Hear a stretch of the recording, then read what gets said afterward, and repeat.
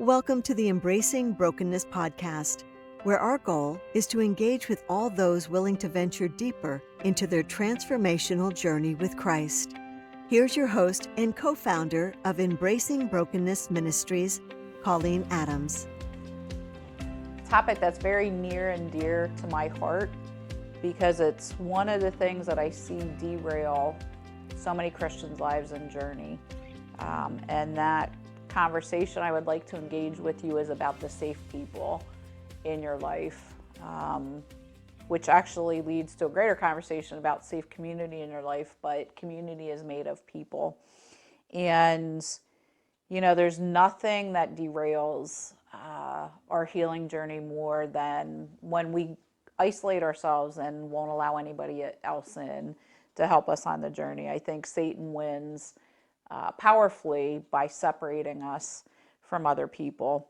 You know, it's interesting that we are made in the image of a triune God. You know, in Genesis 2, when God is making Adam and Eve, he says, I will make Adam and Eve, or man and woman, in our image, which is Father, Son, and Holy Spirit. And there's such intentionality of community that's embedded in the image of God.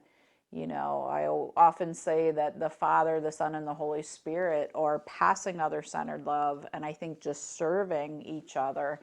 And you see love pass through the Trinity and this concept of community and connectedness. And then God makes man and invites us into that. So we are invited into community and communal relationship.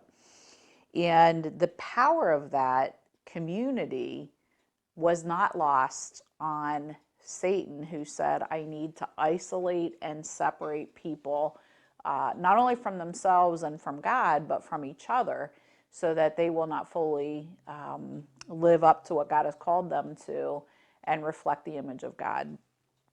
And so in many of our journeys, you know, when we, in Genesis 3, fell, bit the fruit that we were not allowed to bite, and the consequences of our eyes being open to know good and evil is that we became very self-centered and we started to blame each other. I mean, you clearly see in the garden that Adam shifts the focus from his own sin to Eve and blames her. And Eve quickly blames the serpent, and everybody takes consequences for that. But you see what is common in man today after sin has entered the equation, that we start to blame each other, and we've broken down relationship. And Satan has taken full advantage of that for us to wound each other, hurt each other, and further deteriorate trust so that we become isolated islands and build walls around ourselves and make vows that we will never trust again. And so a major part of our journeys is to restore trust in ourselves, to even discern who is healthy and who is not. We call that perceptive trust, and to create some frameworks of how do we engage community in a healthy way. So we're not blindly trusting and having some devastating consequences from that and further building walls that separate us from community.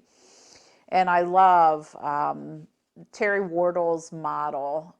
Terry is somebody who I've learned under. He's an incredible author and teacher and model. And so I love his work. I also love Townsend and Cloud, do some amazing work on safe people. And so I think there are people working in this area of what does it look like to restore.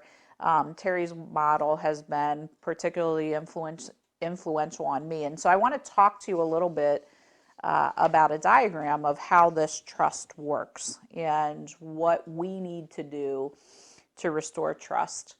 Before I do that, I'm going to ask you, I mean, you can turn off this video for a minute. What may be a helpful exercise for you is just to close your eyes, you know, take a few deep breaths and just get in a quiet place with the Lord, and just ask the Lord to reveal somebody in your life who you viewed as safe. So ask him to recall it. It could be a grandmother when you were young. It just doesn't matter, but somebody that you viewed as safe. And when you have that person in mind, I'd just like you to take a piece of paper and just jot down everything you can recall about why they were safe. So you're going to have attributes of that person that made them safe for you. So turn off the camera and go ahead and engage that exercise. And then when you're done, turn the camera back on or the video back on, and we'll go from there. Okay. Hopefully you're back with me. I'm going to define some attributes that hopefully were on your list. There could be a couple new ones, but I would say that some prime attributes of a safe person is that they're non-judgmental, they listen actively, they hold confidence, they're going to hold confidentiality, they're accepting, caring, loving, they respect your boundaries, so they're not trying to violate your boundaries.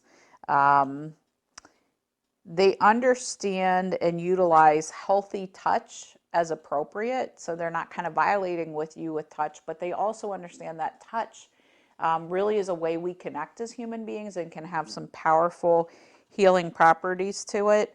Most important to me, I don't view anybody as safe if their safety is not rooted in God. So they point others to Christ. They do not use spiritual cliches. They do not minimize other feelings. They will not allow others to act as victim. They challenge others to forgive. They do not condemn, and they do not engage in the healing process before being in a relationship. So they're not trying to fix you. They're trying to walk alongside of you. And so here's some really good attributes. I'm wondering if on your paper, if you identified any of those attributes.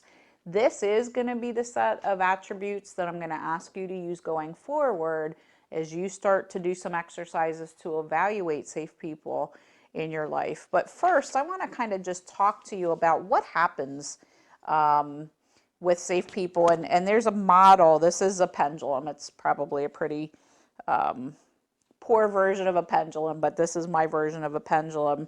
And you know, we're all born very dependent. Human beings are kind of interesting because we're dependent for a very long time on our parents, but the most dependent period of our journey is when we're very young. And we have to blind trust. Like, our parents must meet our needs, or whoever is our guardians are responsible for us.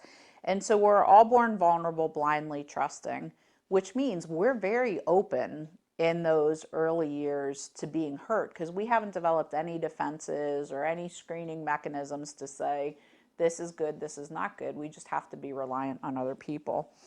And as life goes on, probably till about the age of 10 or 12, we still are blindly trusting. Kids like have an amazing way of not being biased towards other people. You don't see prejudices. Those things come up much later. And part of it is we haven't built these walls and kind of built these defense mechanisms up. And so most of our wounds from unsafe people have actually happened before the age of 10 or 12. It's a place where when we go back, we find out there's a lot of vulnerability when we've treated people as safe who were not safe in our lives, and a lot of pain has come in. But what happens is over time, as we start to encounter people who do not act safely, this pendulum starts to swing to mistrust. And that mistrust can be passive, it can be aggressive, it can be a combination. That word passive aggressive, many of us are like, oh, don't like passive aggressive people. That's actually about trusting relationship. It's an issue of trust. And you'll see that pendulum start to swing. And some people, that pendulum swings and they stay in the actively mistrusting or passively mistrusting. But those are where you see these big walls built around people, and usually vows that say, I'm never going to trust anybody but myself because everybody else has let me down, everybody has hurt me. And, you know, sometimes we'll start to trust again, and that pendulum swings back a little bit. And we just live out lives sometimes of this pendulum swinging, and some of us really get stuck in totally mistrusting everyone. And the goal that we want to get to as Christians is to realize there was only one person who we should have ever blindly trusted who walked this earth, and that is Jesus Christ. He is the only person who was fully trustworthy. And that we need people in our lives who represent some of those attributes of safe people that we mentioned, that are safe for us probably at about this 70 percentile mark. Meaning, it doesn't mean that they're not going to be safe. They have that core set of attributes that's going to make them safe more than 70% of the time.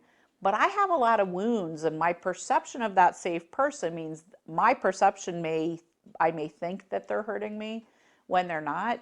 And then let's face it, I tell people, don't trust me 100% of the time. I mean, I try to be loving and good, and the reality is my self-centered nature, if we're sitting here with a whole big thing of chocolate cake, I still am going to fight to take the biggest piece of that chocolate cake. Sometimes I'm going to defend it pretty hard. So it's really hard for me to go, nope, I need to love you and give you the biggest piece. The reality is we will always fight with our nature, our protection of self. It is part of sin in our world. And so there is a place where we are not 100% safety. Doesn't matter. The safest person you know, outside of Jesus, nobody is 100% safe. And so people who are safe and represent safety to you at least 70% of the time have the possibility for them to let you down some and for you to have a conversation and to be able to address the reason they're not safe. And so, most of us can operate in a pretty safe zone of like 95%. But because of these perceptions, we're just looking for people to encounter a relationship with that carry these attributes so that we can live in a place of trust and screen out the people who really are not trustworthy. Okay, so that's kind of the model. Another way to look at this, Terry created something called the Pathology of Trust, and so it's just a different visual for you to look at. And again, blind trust is on this side at 100%, and you can see, aggressive mistrust and passive mistrust. And again, sometimes we blend these two things together, and so we have a passive aggressive kind of mistrust. And safe people kind of sitting at about 70%. We want to find those people in our lives. I'm going to tell you a story from my life. It was a really powerful way for me to learn this lesson. And because of childhood sexual abuse and things that really came and hijacked my identity from a young age, I built walls and actually even a false sense of self over the years, and was pretty fiercely guarded. I would let people in so far. I would, use my personality and things to kind of control people. But when it really came to get down into the deep secrets of things that had happened to me, my hopes, my dreams, I wouldn't let people into the deepest recesses of who I was.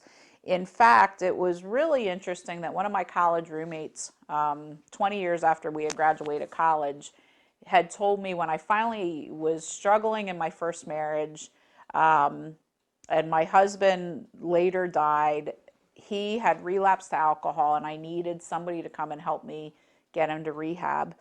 And I will never forget when I asked her to come up and do the intervention, that after we got him to rehab, she stood in my kitchen and she said, this was an amazing thing, like that you would actually ask for help. And I said, Melissa, why is that an amazing thing? And she said, you never let anybody help you. She said, you were there for everyone else, but you never let anybody in. And that really smacked me pretty hard to say, I'm willing to kind of control and help other people and control them that way, but I'm never allowed to let people in. And so I started a journey to say, how do I really understand and respect who safe people are and let them speak into my life so that I can actually heal from some things. The other piece of that was, my first husband, when I met him and I just was so guarded, had told me a night we went out to dinner, we were just friends, and he had been observing me for a period of time and the fact that I was very giving but not letting people in. And he gave me this example of myself. He told me about myself, and I share this because I think it's so appropriate when it comes to this whole safe person concept. And what he said to me is, Colleen, we all have a glass ball that is put deep within us that contains all of the precious things to us. It is our hopes, our dreams, our fears. It's our bad stories. It's our good stories. It's everything that is precious to us.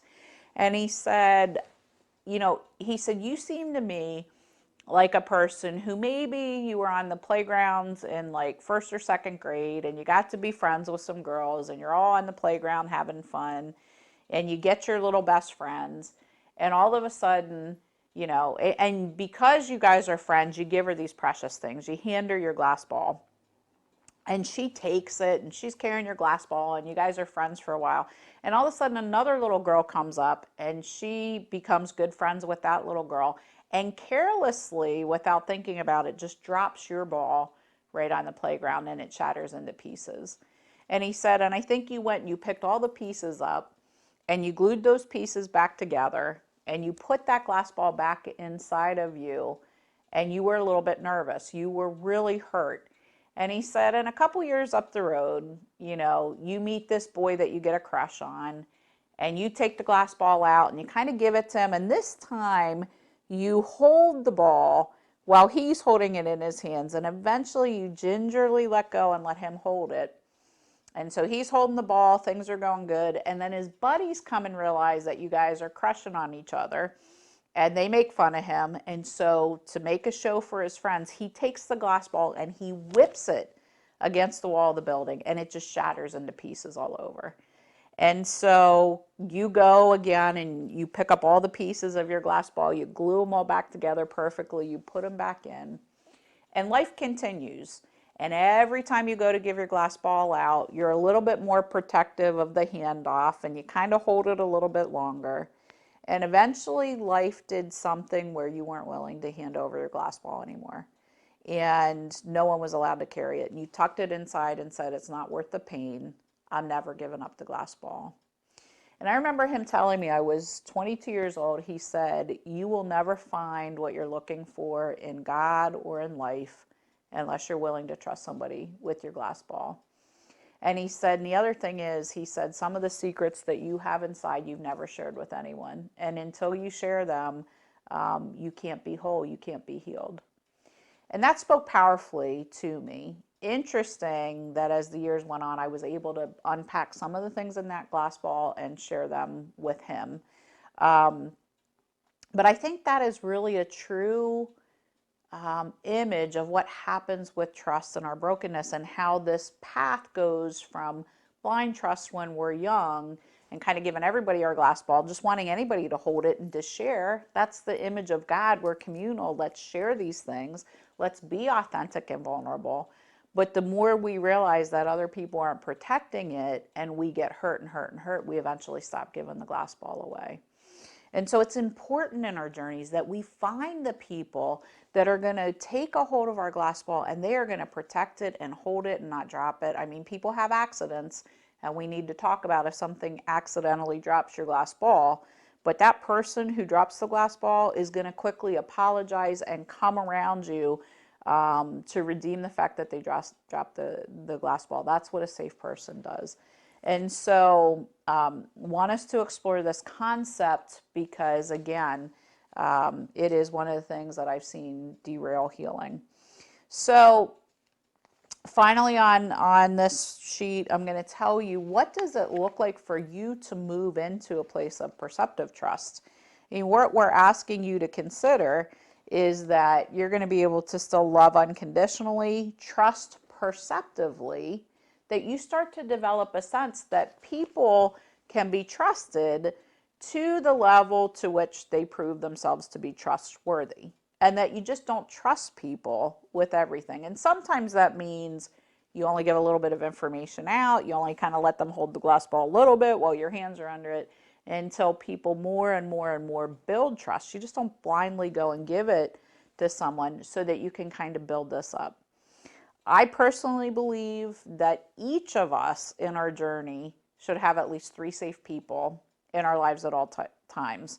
5 people would be better, but you need to have the people that you can pick up the phone, whatever is going on in your life, and know that you can rely on somebody to kind of live out these attributes. And I want to just remind you and talk a little bit deeper about what these attributes are. I mean, the number one thing on the list, and this is not necessarily in a rank order, but being non-judgmental. In the church today, we are so judgmental of everything. Scripture's so clear. Don't be worried about the log in your brother's eye or the speck in your brother's eye when you've got a log in your own. But when we actually sinned and we ate of the fruit of the knowledge and good of evil, of good and evil, the knowledge of good actually kind of gave us this, we can sit in the judgment seat of God. God never intended that. God is the judge, not us. And, probably the place that Satan wreaks havoc around safety is making us the judges of everything. And so you'll find unsafe people that are constantly judging your behavior. We are very judgmental in the body of Christ. You've got to find the people that you can show up and say, I am an axe murderer. And they're going to say, I love you. You're a child of God. There are going to be consequences to what you've done, but they don't judge you. They're not deciding you're bad. I mean, that's what non-judgmental is. And, I laugh about the axe murderer when people say, yeah, really an axe murderer. But I had a student, I was a professor for a number of years, and I had a student, I was very involved with their cohort. I was his advisor. I knew him very well. I had taught his class, oh my goodness, I don't even know how many times. And right before graduation, he actually committed a very, very heinous, violent murder. And he came across television one night. I didn't know anything about him committing this murder. He was in his orange jumpsuit, shackled all over, and it's, the 11 o'clock news, and I see my student go across. This man was an elder in his church, upstanding member of the community, and here he is, and I'm hearing about this heinous crime. And I said to my husband, I need to go see him. Like, I just want to go see him. And my husband was like, what in the world would you go see this man for? He's just done this heinous thing. And I said, you know what? That's my brother in the Lord.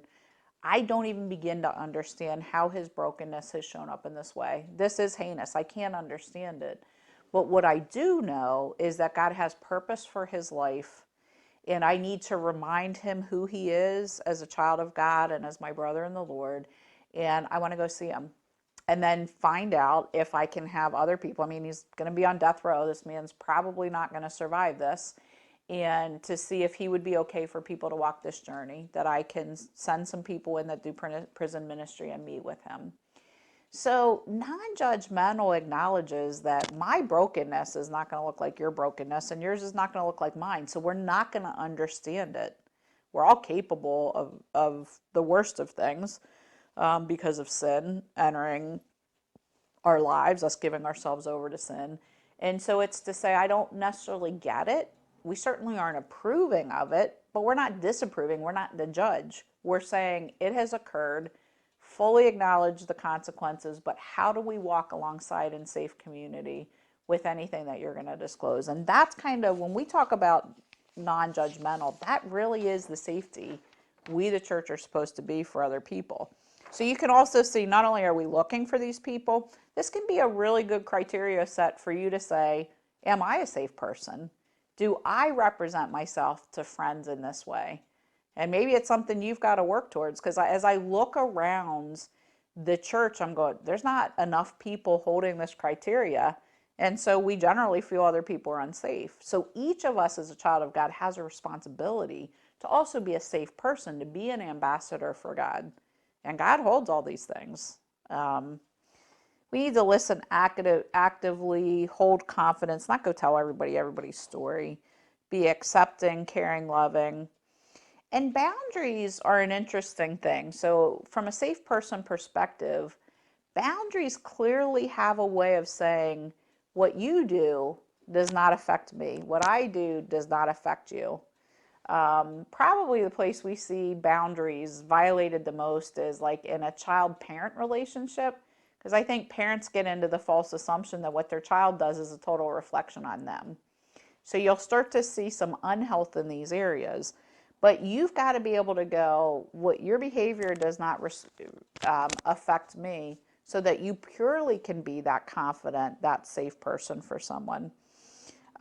Points others to Christ, mandatory, that we don't pretend that we have the answers. Safe people don't say, I'm here with all the answers. Safe people fully acknowledge. I often say in our Christian journey, we're probably about 2 or 3 years old compared to God. I mean, maybe Solomon, who was the wisest, was 3. I'm probably about 2. Like, we're not real smart compared to the wisdom that God has. And so pointing somebody to the source of, who can make really good decisions and is wise, really, really important that we point people back to God.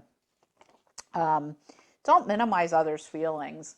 I remember in my 20s, I was doing some counseling and I had like real adult problems going on. How am I going to pay my rent? Can I afford the car I just purchased? All those kinds of things. And I can remember doing counseling and actually doing youth group with teenagers, and they would break up with their first boyfriend and they just acted like the world was going to be over. And I remember thinking, man, if they only had my problems. Well, quite frankly, that's not a safe person attribute. Understanding somebody's feelings for where they're at developmentally and, the path that they have walked on. We don't understand what triggers people and why their feelings are their feelings, but not minimizing them, allowing the person to have their feelings and saying, even if we don't understand, saying, I get that you feel a certain way, and not trying to take their feelings or try to say, well, it's not as bad as you think it is. I would say probably one of the most important ones, if anybody lets you be a victim and actually plays into you being a victim, you are not a victim in Christ. It is not possible. You are a victor. The victory is already won. And somebody has got to take away victim status. When we get into victim status, we align ourselves with the enemy in a powerful way, not believing who God says we are. And we are not victims. And so it's really important that people don't buy in and have a pity party with you. They don't allow you to be a victim. They're helping you create the plan to a better way. Somebody has to challenge you to forgive. They can't allow you to hold on to unforgiveness. We forgive because God has first forgiven us, but we also forgive because holding on to unforgiveness damages the inside and everything about myself. So I forgive as much for me as I do to release the other person, as much as I do because God's given me the model for forgiveness. Because holding on to unforgiveness is like drinking an internal poison that is just damaging you. And so somebody is going to tell you got to do it for your own health. That's a safe person. And I would say the last one that I'm going to point out is really significant. Like people coming to you with solutions for your life, running up to you with solutions for your life, words about your life. When you're not in relationship with them, that's a really unsafe practice. People shouldn't be coming to give you advice about your life. You should be walking alongside somebody and see, maybe they have some answers. Their life looks a little bit different and there's something I want. And you invite them into relationship, and out of that relationship, you invite them to speak into your life. And so that's the model of safe people. So giving you some things to think about in regards to safe people. A really powerful exercise that you could go through that I think can be helpful for you starting to practice this concept of safe people is take a journal and just free flow write everybody you can think of that you've treated as safe in your life. So the people you would have put in the safe person bucket. And then after I would brainstorm that list, I would take a single piece of paper and I would put their name at the top, each person's individual name at the top of a piece of paper. And I would go through this list of the attributes of safe people. And I would identify the things that that person was safe in and the things that they actually were very unsafe. And then after I went through that exercise, I would start to think about and sit with the Lord to say, what were the consequences to my life and my ability to trust by treating somebody as safe in my life who actually did not meet the attributes of safe people? And as you go through that, you're probably going to see some patterns about the kind of people you trust and the damage that has been done. And so I think counting the consequences, also developing just a frame to say who is safe, who is not safe. You can take the current people in your life that you're trusting and kind of put them through that to see, do I have safe people in my life? One of the hard things in the conversation when I actually teach a class on safe people is how many people say there's no one safe in their life right now. Or the bigger question is, people identify their family, their pastor, their workplace as unsafe. And, as we're solidifying our identity in Christ and not having other people define us, there are times where we have to take unsafe people and put them in what I call kind of a third tier. If you think about your safe people are in the center, they're the glass paw holders, and then there's a piece that goes around that, another tier around that I always say, those are my friends I go have coffee with, I can go do things with, I might see at church and say hello to, but I'm not going to give them my glass ball. So they're not unsafe, they're just not safe, and I can hang around them. And then there's this tier that becomes very unsafe. Now, God doesn't give us the ability to just write people off and say, done with you. But we can put them in a tier that we're not interacting with them a lot. There may be a time where your third tier actually is safe for you to interact with. But again, not giving your glass ball stuff. But you got to be pretty solid in your identity that these unsafe people aren't going to redefine you and kind of hijack your identity. And so there have been times where I have had to put people in the third tier for a period of time. Could be family members, could be, I've had unsafe people on pastoral staff at churches that I was like, these are really unsafe people. And so, I had to challenge my assumptions that certain people's title and position or role in my life as family or close friends meant that they should stay there forever. And so some of that may come up for you. And again, sometimes we just have to create a frame to understand, how do we hold this glass ball protected so we don't build walls to not allow people back into our life. And sometimes while we're identifying who these safe people are, we have to close up the ranks of people in our lives to just the safest people for a period of time until we start to develop perceptive trust and understand what to do with people and how much to trust them and who we're not going to trust. Doesn't mean they're a bad person. They just may have healing issues of their own and can't hold these attributes. So it's not a good person, bad person thing. It's just that we all need some people in our lives that we can hand off the glass ball to so that we can start to develop the capacity for community. And here's a huge connector for you. If you have nobody that you would trust with your glass ball, I can guarantee you don't trust God with your glass ball either. And the reality is, relationships that we have in the physical help us understand our relationship with God. And so I've had people say, oh no, I trust God, I just don't trust other people. When I've gotten in and done work with people, I've always found that ultimately they don't trust God either. And so that's a powerful piece of your relationship with God, is that it's probably going to take you engage in community with safe people for you to be able to strongly engage your relationship with God. I hope that makes sense for you. And I hope you really engage these exercises over a period of time and revisit this concept of safe people. And remember, I think it's really important that we find 3 to 5 people who meet these attributes that are in our life all the time.